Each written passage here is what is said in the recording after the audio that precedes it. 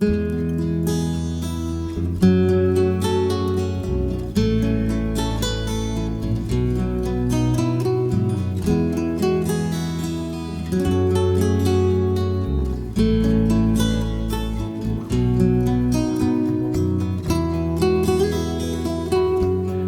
to the Artisanal Pasta Tool Kitchen. Today we want to show you our second tool. This will be our second video, and it's probably one of my favorite little tools. It's something we don't create in our shop. It's the only tool that we don't create in our shop, but we do make a modification to it, however, that we think improves it. And that's the Cavatelli maker. This is a very simple little machine, and as far as I know, I'm not aware of it being used in Italy. It may very well have been. It was primarily promoted in this country during the turn of the century, when the mass waves of Italian immigration, when my father came in, like so many other Italian immigrants. The initial ones were done by a company called Vit di Tonio. Manufacturing company, and they did a great job. They manufactured a lot of great little tools for the Italian American community, which in time became popularized. This, of course, is not limited to that community any longer, people who have a fascination and an interest in making pasta. I thought you might enjoy seeing with the initial one. This was done pretty close to in the turn of the century. I collect pasta tools, so I have any variant of this machine I try to get a hold of. But if you can just see the detail of that, all made with cast iron, and the grit here, which makes the ribs on the Cavatelli, as you see here. So essentially it's the same thing. It's just another version, an improvement over the decades. And this, we think, goes back to probably 1919, 1920. So I thought you might enjoy seeing that. Another little interesting part about this little type of pasta, it's made in the Puglia area of Italy. Just like our corsetti were made in Liguria, in Genoa area, this was made in Puglia. All these little different communities established different impression pastas. It may have happened organically in that community. Some of them go back several hundred years as the corsetti. I do not know what the orientation of this is or the origination date of this is, but as best as I can tell, it certainly goes back 100 years, at least with the American experience, and probably in Italy they have versions of this as well, probably 200-300 years. They just did not have the mechanical means to make these interesting pastas, so they, as I say, kind of indigenously developed them. Anyway, it's a very, very simple tool, one of my favorite. It's fun to use. Kids enjoy it, grandchildren enjoy it, your guests will enjoy it, and you can make a significant amount of pasta with this once you get your dough made in pretty short order. Now, the only distinction I like to make with this, and this is the only one that we know that's on the market, and that's the one we sell. We do make a minor change to it, because in our shop we don't like plastic if we can at all avoid it. At times we have to incorporate it in one of our tools. It's a necessity. But if we don't have to, we eliminate it. And in this case we did. This version only comes with a plastic handle. And what we did is we literally saw off the plastic handle. It's a brand new machine. We saw off the plastic handle and we hand turn on our lathe small handles of 4 different styles which you can choose, and they're all in olive wood. It doesn't make a lot of difference to some people, but to a lot of people it's important, because the original Cavatelli makers had wooden handles, as you see here.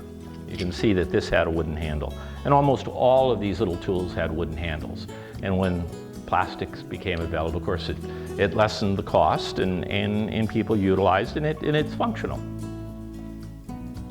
So, okay, as I say, we'll get on with this. You'll see historically you'll see various versions of this. Some are round, Some are square. They even have one, I have one, that has 2 different heads, which they no longer make. As I say, this is the only one, to my knowledge, that is available for resale in this country.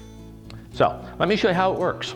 You essentially just, it has a clamp, and you just loosen that clamp, put it at the edge, typically at the edge of a table.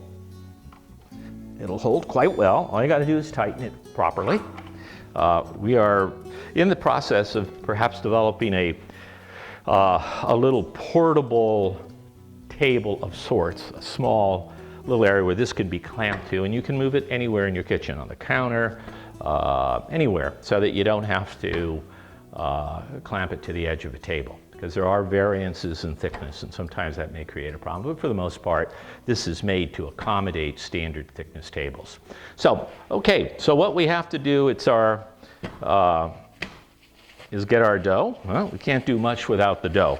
Now, it's also important to note that this little machine comes with a little couple-page pamphlet of popular recipes that you can make dough with, different versions, gnocchi. You can make it with potato and flour. You can make it with, you can even make it with semolina. Again, I may have mentioned in my other videos, on the impression pastas, I like to put a portion of semolina in, maybe a 1:4 ratio.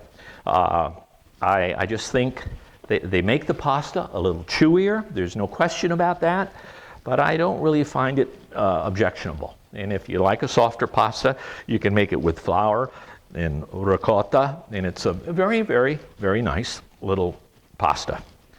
Okay, so we just get that loosened up a little bit.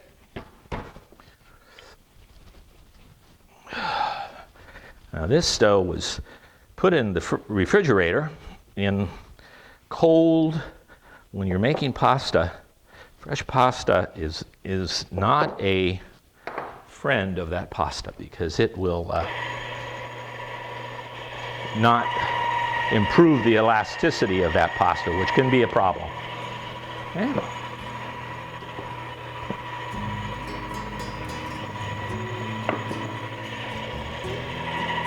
Always start out at your widest setting.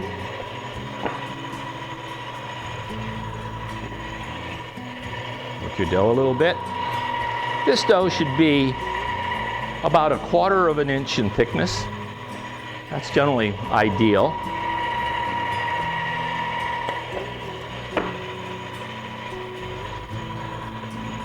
It can be cut in strips, or it can be cut from a circle. And I'll try to give you a little sample of that so you can get an idea of what I'm talking about. And once you get your dough all cut, you make the circle, you don't even have to stop. You can just keep feeding it until that little rope-like structure is, that rope-like pasta is, so we'll cut it like that for now. And we'll see if we can get this out to somewhat of a circle. I don't want to redo this whole thing here, so I think you'll get the idea. That's the important part. Right? Everybody looking at this is probably a lot better cook than I am. So, okay, so what you do, you get your knife, and you simply go like that.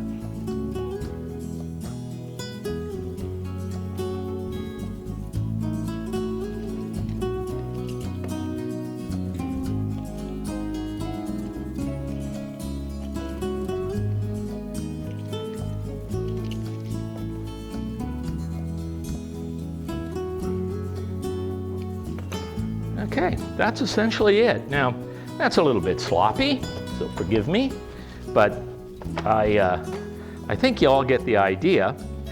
Let's loosen this up a bit.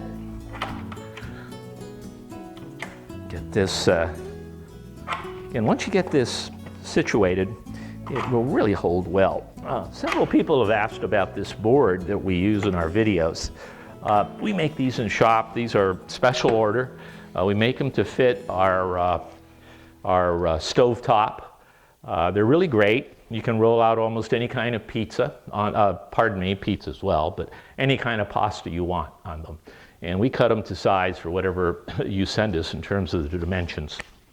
I mean, this is about 6-7 years old, and it's just been very durable and made out of a pine. Okay, so what you do is you essentially get that rope, and let's put this underneath here. I always like to have a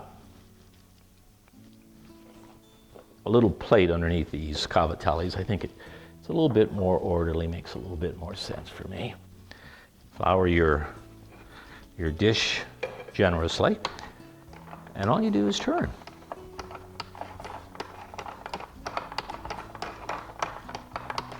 And you see how nice those are coming out? Now that was made very casually. There wasn't a lot of, inch, it's over an inch, under an inch, very casually, okay? And I just want you to see the quality of the Cavatelli. They're great. Now, occasionally people on the net will say, well, it didn't come out right and it stuck and I had one that wasn't Who cares? What we're doing here, and what all of us who are interested in this discipline called artisanal pasta, we're making it the way it was. And the way it was functionality was the prime purpose of it. It was to make it work, and it does work. And every once in a while, if you get a little piece that comes out that's uneven, who cares? As a matter of fact, I think it adds to the charm of artisanal pasta.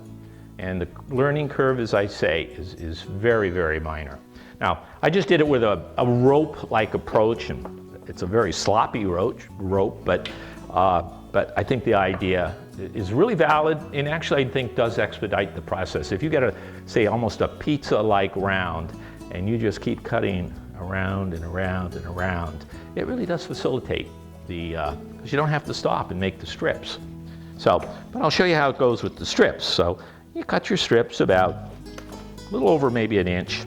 Keep that same thickness, a little more than 1/4 of an inch.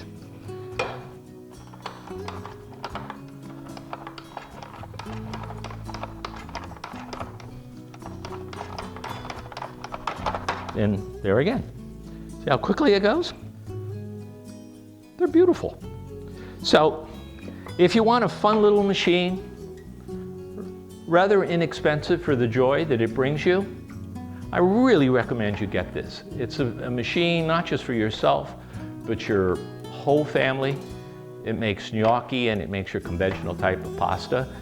These pastas were all made by hand at one time. And this little machine makes that a little bit easier. So again, thank you for visiting our site. And if we can help you with any ideas, we'd be happy to email back any questions that you might have. And all different types of recipes, as I say, are in with the product when you purchase it. Thank you very much for joining us.